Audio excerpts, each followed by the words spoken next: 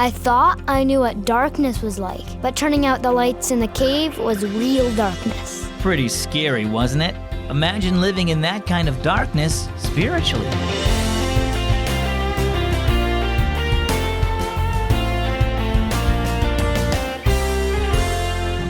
Have you ever been spelunking?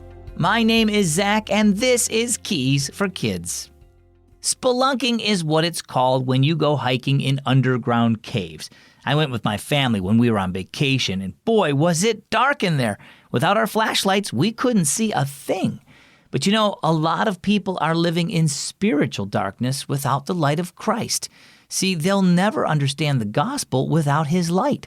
But Jesus promised everlasting light in John 8:12 when he said, I am the light of the world. He who follows me shall not walk in darkness. Our story today is called Real Darkness. How was this cave discovered? Ryan's dad asked the tour guide as they took an elevator into the depths of Jewel Cave near Custer, South Dakota. It's an interesting story, replied the guide.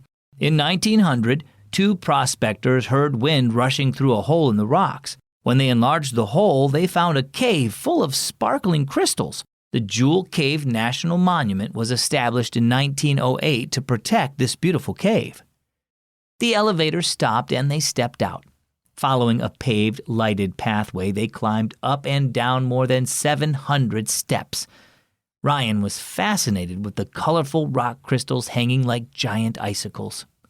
Away from the light, deep darkness enveloped the caverns.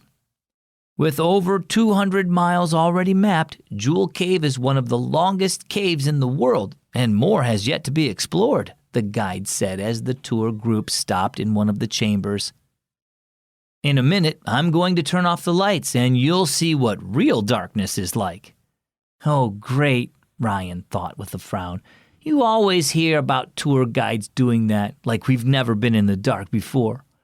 But when the lights went out, Ryan gasped. Whoa, this is really dark, he thought. He couldn't see his fingers, even though he put them right in front of his eyes. It was much darker than the darkest night Ryan had ever experienced. At home during the night, he could at least see some shadows. I can almost feel the darkness here, he whispered to his dad. Now I'm going to leave you in the dark while I take a coffee break, the guide said. Everyone laughed at the joke, including Ryan, but he felt a little shiver go up his back at the thought of being left in such darkness. Suddenly, he remembered his teacher at church telling the class that Jesus died and rose again to rescue people lost in the darkness of sin. Wow, thought Ryan when the guide turned the lights back on. I'm glad our guide was just joking about leaving us in this dark cave, but being in the darkness of sin is no joke. I was in a place a lot darker than this before I knew Jesus. I'm so glad he came to rescue me. So how about you? Are you lost in the darkness? The darkness of sin. There's only one way out of that darkness.